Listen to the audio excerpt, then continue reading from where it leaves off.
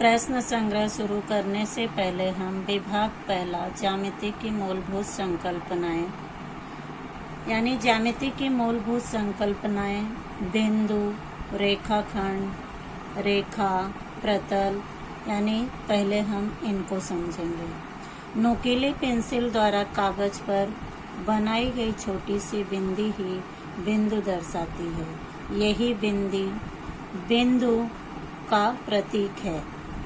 उदाहरण आकृति में बिंदु ए, बी तथा सी, जैसे यहाँ प्रतल में ए, बी, सी यह बिंदु के रूप में दर्शाया गया है, यानी इसे अंग्रेजी के किसी भी अक्षर से हम पढ़ सकते हैं। दूसरा रेखाखंड यानी रेखाखंड किसे कहते हैं?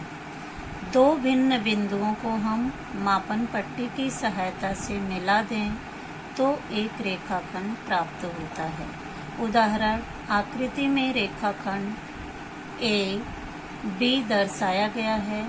ए तथा बी को रेखाखंड ए बी के अंत बिंदु कहते हैं। इसे संक्षेप में रेख ए बी तथा रेख बी ए भी लिख सकते हैं।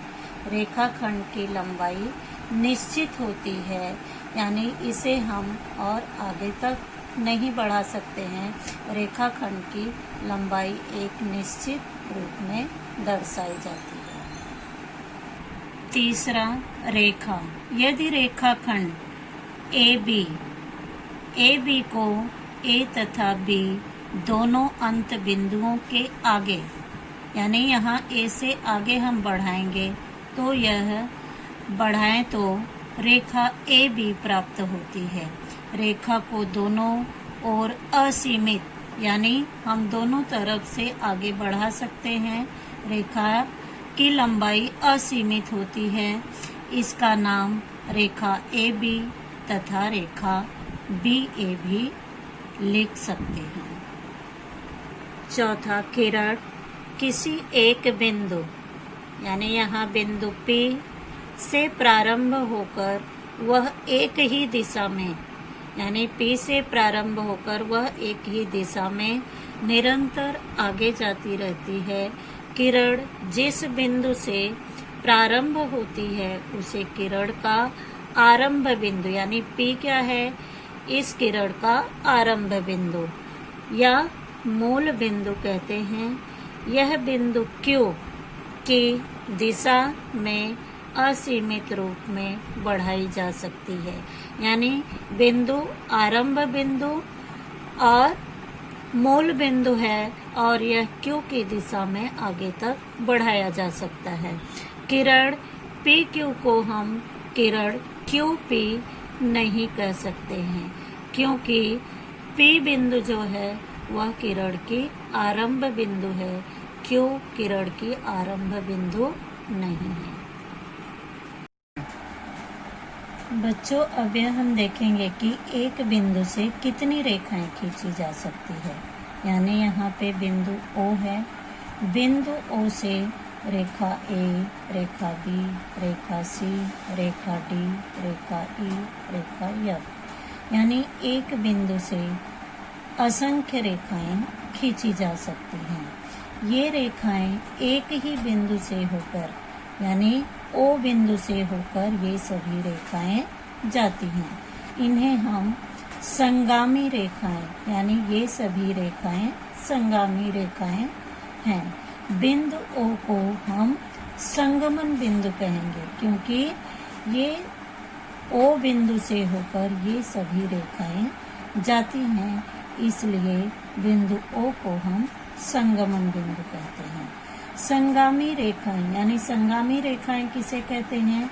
जब दो से अधिक रेखाएं एक दूसरी को एक ही बिंदु पर, जैसे यहाँ पे बिंदु O है, ये सभी रेखाएं बिंदु O से होकर जा रही हैं, यानी एक ही बिंदु से होकर जाती हैं। एक ही बिंदु पर प्रतिच्छेदित करती हैं। प्रतिच्छेदित यानी ये सभी रेखाएं बिंदु O पर एक दूसरे को प्रतिच्छेदित यानी काटती हैं। तो बिंदु O पर प्रतिच्छेदित करती हैं तो उन रेखाओं को हम संगामी रेखाएं कहते हैं। उनके प्रतिच्छेदन बिंदु, यानी यहाँ पे प्रतिच्छेदन बिंदु क्या है? O है। प्रतिच्छेदन बिंदु को हम संगमन बिंदु कहते हैं। संगमन बिंदु क्यों कहते हैं? क्योंकि ये सभी रेखाएं बिंदु O से होकर जाती हैं। बिंदु वो संगमन बिंदु है और ये सभी रेखाएं संगामी रेखाएं हैं, क्योंकि ये सभी रेखाएं बिंदु O से होकर जाती हैं और बिंदु O पर एक दूसरे को प्रतिच्छेदित करती हैं। अब हम देखेंगे संरेख बिंदु, यानी संरेख बिंदु किसे कहते हैं? जो 3 या 3 से अधिक बिंदु एक ही सरल रेखा में होते हैं उन्हें संरेख बिंदु कहते हैं। संरेख का मतलब है एक ही रेखा पर स्थित बिंदु, यानी आकृति में 4 बिंदु A, बिंदु B, बिंदु C, बिंदु D, एक ही रेखा L, ये रेखा L है, रेखा L पर है, अतः ये संरेख बिंदु है। रेखा L पर ये चारों बिंदु दर्शाए गए हैं।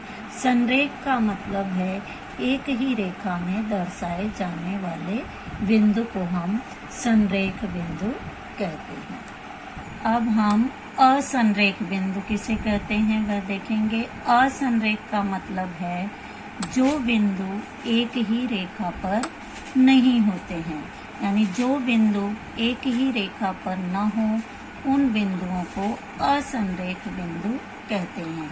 जैसे आकृति में रेखा M पर बिंदु A, बिंदु B एक ही रेखा पर है, किंतु बिंदु C, बिंदु D ये एक ही रेखा पर नहीं है।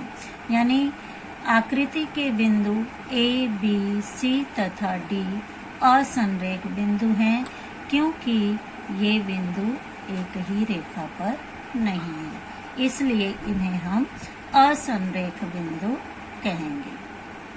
अब हम देखेंगे प्रतल, यानी प्रतल किसे कहते हैं? जिस समतल पृष्ठ को सभी दिशाओं में असीमित रूप में बढ़ाया जा सके उस पृष्ठ को प्रतल कहते हैं। प्रतल सभी दिशाओं में असीमित होता है, जैसे यह यच प्रतल है, ये चारों दिशाओं में, यानी चारों दिशाओं में असीमित होता है।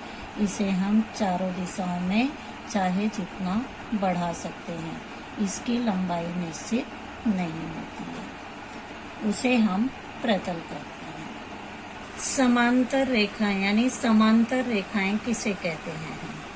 एक ही प्रतल में समाविष्ट तथा एक दूसरे को प्रतिच्छेदित न करने वाली रेखाओं को समांतर रेखाएं कहते हैं। जैसे पहली आकृति में ये 2 रेखाएं हैं, दोनों को हम कितना भी आगे तक बढ़ाएंगे, ये दोनों रेखाएं एक दूसरे को प्रतिच्छेदित यानी एक दूसरे को नहीं काटती हैं। ऐसी रेखाओं को हम समांतर रेखाएं कहते हैं। अभी दूसरी आकृति में यहाँ 2 रेखाएं दी गई हैं, इन दोनों रेखाओं को हम आगे तक अगर बढ़ाते हैं तो ये दोनों रेखाएं आगे जाकर एक दूसरे को प्रतिच्छेदित करती हैं, यानी ये दोनों रेखाएं एक दूसरे को काटती हैं, तो ऐसी रेखाओं को हम समांतर रेखा नहीं कहेंगे। पहली आकृति में ये दोनों रेखाएं समांतर रेखा हैं, क्योंकि ये दोनों रेखाएं एक दूसरे को काटती नहीं है, प्रतिच्छेदित नहीं करती हैं। ऐसी रेखाओं को हम समांतर रेखा कहते हैं, और इन रेखाओं को हम समांतर रेखा नहीं कहेंगे, क्योंकि ये रेखाएं एक दूसरे को प्रतिच्छेदित करती हैं।